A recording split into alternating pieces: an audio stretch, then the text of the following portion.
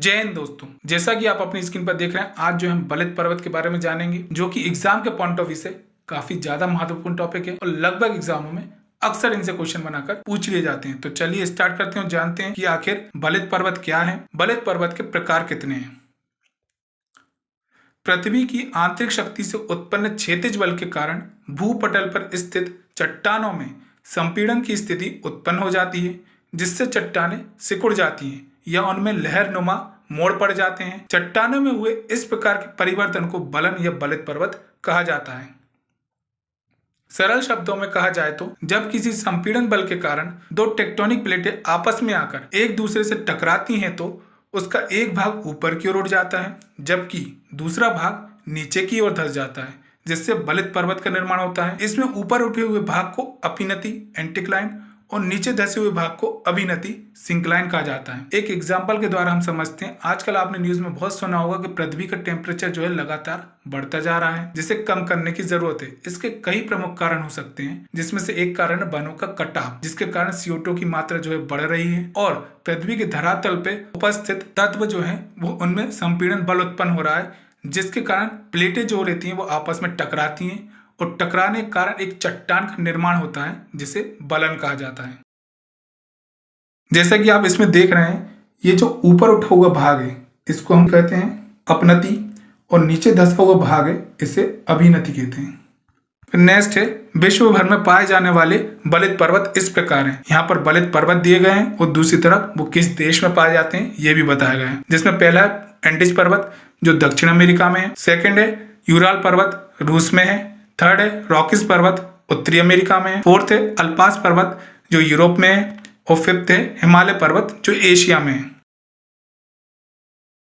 Next है बलित पर्वत के प्रकार, जिसमें पहला है सममित बलन। इस बलन के अंतर्गत आने वाली दोनों भुजाएं समान रूप से झुकी हुई होती हैं और अक्षरेखा लंबवत होती है, इसलिए इसे सरल बलन के नाम से जाना जाता है। जैसा कि आप देखेंगे ये जो है अक्षरेखा है जो क्या होती है पूरी लंबवत होती है, इसलिए इसे सरल बलन या सममित बलन कहते हैं। नेक्स्ट है असममित बलन।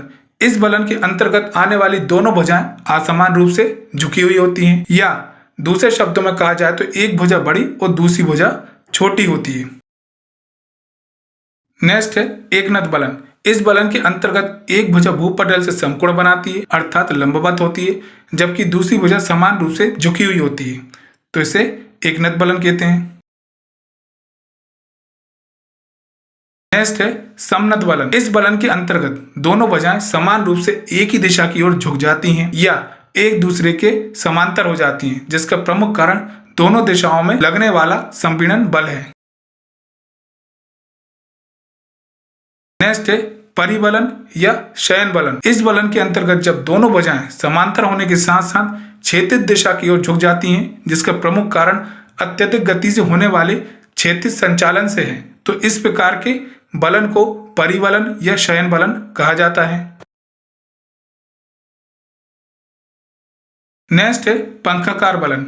इस बलन के अंतर्गत जब किसी क्षेत्र में दोनों ओर से संपीड़न का प्रभाव लंबे समय तक या दीर्घकाल तक रहता है तो इसका मध्य भाग ऊपर की ओर उड़ जाता है, जिसे मेहराब कहा जाता है, और साथ ही इसके मोड़ों का प्रसार भी दाईं और बाईं ओर हो जाता है, जिसे पंखाकार बलन कहते हैं। जैसे आप देखेंगे तो इसमें ये दाईं ओर भी फैलाव हो गया और बाईं ओर भी इसका फैलाव हो गया है, तो और फैलाव होने के कारण जिसमें संपीड़न बल लगा, जिससे क्या हो गया इसका ये कुछ भाग ऊपर का उठ गया, जिसे हम मेहराब कहते हैं। इसका अगर एग्जांपल देखा जाए तो आप एक बलून लीजिए और दोनों साइड से कंप्रेस करिए उसको, यानी संपीड़न उसमें बल लगाइए, तो आप देखेंगे उसका कुछ पोर्शन जो होता है बीच का वो ऊपर की ओर उठ जाता है, तो वो एक तरीके का मेहराब ही है।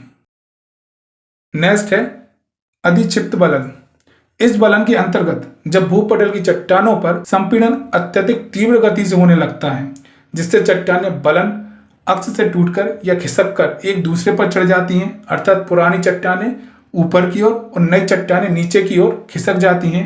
इस प्रकार चट्टानों में हुए उलट पलट क्रम को उत्क्रम कहा जाता है और बलन के ऊपर उठे हुए भाग या हिस्से को अधिक्षिप्त बलन कहते हैं। जैसा कि आप इसमें देखेंगे तो ये ऊपर का उठा हुआ भाग है, तो ये क्या कहलाएगा, अधिक्षिप्त बलन कहलाएगा। नेक्स्ट है ग्रीवाखंड। इस बलन के अंतर्गत जब भी संपीड़न अत्यधिक बढ़ जाता है तो परिबलित मोड़ की चट्टानों का समूह टूटकर अपने वास्तविक या मूल स्थान से बहुत दूर पहुंच जाता है तो इसे नापे अर्थात ग्रीवा खंड कहा जाता है। जैसे कि आपने देखा होगा कोई बहुत बड़ी चट्टान होगी, उसका कुछ भाग जो होता है जब अलग होकर कहीं दूसरी जगह पहुंच जाता है, जो मेन भाग है उससे दूर, तो उसी को हम क्या बोलते हैं, ग्रीवा खंड कहते हैं। तो दोस्तों मैं उम्मीद करता हूं कि ये वीडियो आपको काफी पसंद आया होगा।